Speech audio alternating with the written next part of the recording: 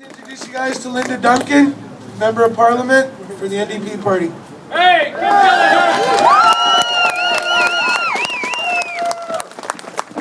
the good thing about going after Gil is you don't have to say much. I echo everything that Gil has said, but I'd like to take it up a notch. What we need to be even more deeply troubled about in this province is, it's not the Government of Canada, it's not the Harper Conservatives, it's not the Government of Alberta, it's not the Alberta Conservatives that own our resources. We own our resources. Yay! Work for us! We've got two governments here and in Ottawa who are fast-tracking the exploitation of these resources. For whose benefit? And once you begin to take a look at that, and you look at this fast-tracking and the program that Gil's talking about, where the industry in Alberta have been able to persuade the people who you elect and are supposed to represent your interests are not looking after your interests. They're not looking after the interests of your children. They're not looking after the interests of the jobs of the future for your children and your grandchildren. And so we need to stand back and hold these governments accountable in our interests. I want to thank the iron workers for taking the time they spent with me yesterday to tell me in greater detail about what's going on with the Temporary Foreign Worker Program. And I want to take my hat off to those iron workers who are very clear, as Gil has said, there is no resentment to those desperate workers from other countries who have been brought here simply to earn an income to look after their families. Hear, hear. But these workers deserve the same chance that many of our families had to come to this country, get established, bring their families, and contribute to the community, not a modern slave trade. Yes, hear, hear. Harper slavery. You know, yesterday the federal government tabled yet another omnibus budget bill. And in that budget bill, there are another several dozen laws that they're amending. They're bringing forward additional changes to the Temporary Foreign Worker Program.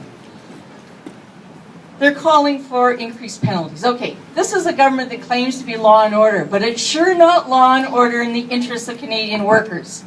As Gil says, we don't need more penalties.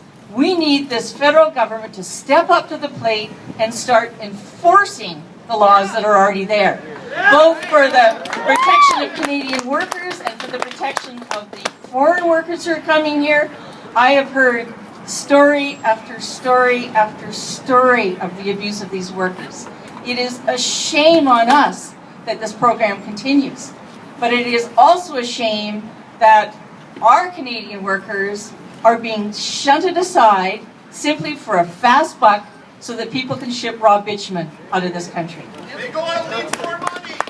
And, you know, as we are standing here, we have the Truth and Reconciliation Forum going on across there. And I encourage you, if you have not gone in there, just to pay tribute and to listen to some of these stories.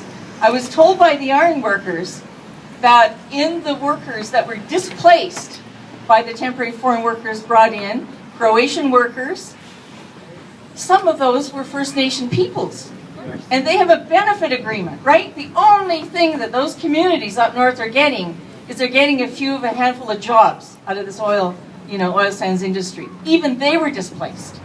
So this is a deep-seated undermining of all segments of our society. And I think that we need to come together with the First Nation peoples up there. We need to come together with all of the workers and the fantastic unions that have been standing up day after day. We need to reveal what's going on behind the scenes with these companies. You know, it's not the Imperial Oils, the Suncor, Syncrudes. They hide behind these other companies who are bringing in these contract workers. And with the fast tracking that's going on, we're discovering those workers are being brought in even before you know that your job's about to be gone. So, you know, you can't say the opposition can't have any success in Parliament. In one day, Jason Kenney denied that they were driving down the salaries of temporary foreign workers by 15%. And by the end of that day, he agreed to get rid of that driving down of the salaries. But we need your support. We need you howling about this program. This is the perfect moment.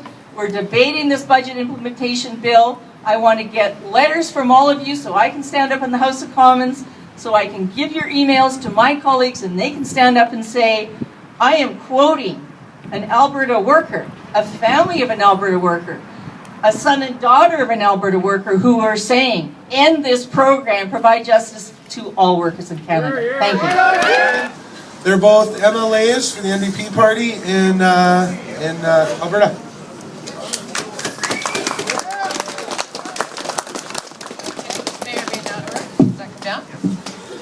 Love being 5'0". So welcome to all of you, and thank you to all of you for coming out today. You're being here today. You're holding those signs. You're cheering. You're talking to your neighbors. This is the kind of thing that is going to get rid of this program once and for all.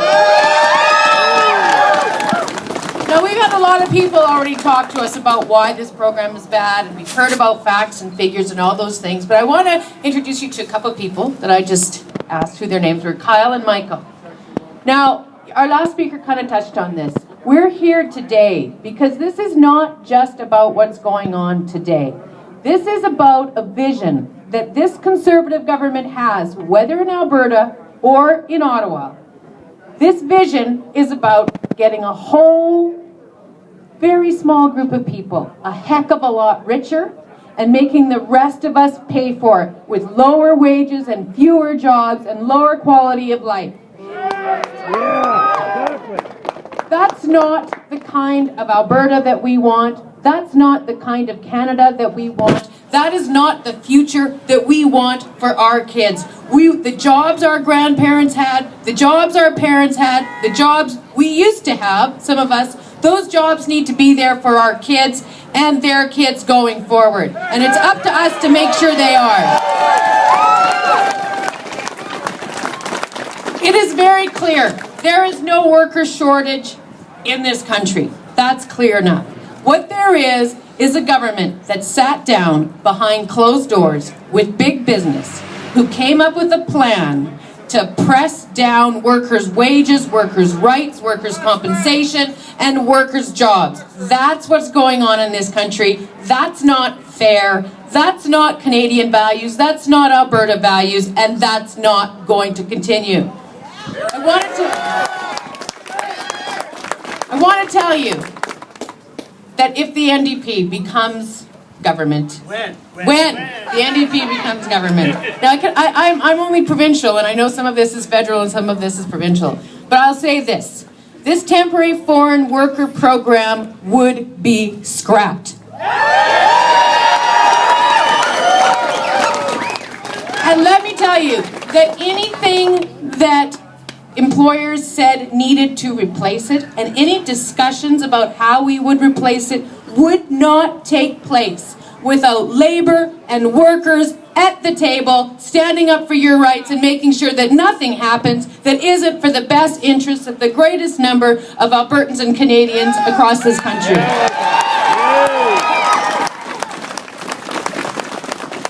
Final thing that I want to say is this. We've heard story after story after story about the exploitation and the suffering that occurs right under our noses in our province by temporary foreign workers being exploited by employers who are not policed. Now, to me, I got to tell you, this is very, very disturbing to me. I am proud that we live in a country and a province that is prosperous. But as far as I'm concerned, I am not proud and I cannot accept economic prosperity that is earned at the expense and the suffering and the exploitation of other people. That is simply not acceptable. Hear, hear. The government claims it has rules in place. Let me tell you, those rules are nothing but lip service.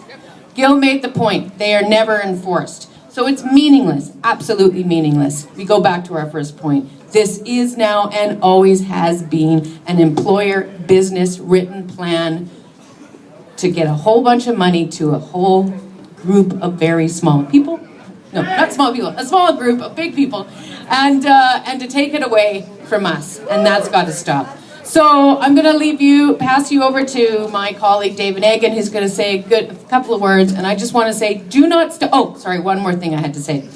Next week, 2 weeks from now, the budget is being discussed in Alberta. And I get to have a meeting, a one-on-one, sort of on the record, with Thomas Lukaszuk, where we're going to get a chance to talk about what they're funding and what they're doing and what their program is doing. I urge you to come to that meeting. It is open to the public. I urge you to come in and to be there when we're talking about this program. I also urge you to email to me your personal stories about how the Temporary Foreign Program has impacted your life, so that I can tell those stories to the minister when we're having that debate in a couple weeks. Rachel@rachelnotley.ca. Send me your stories. Thank you.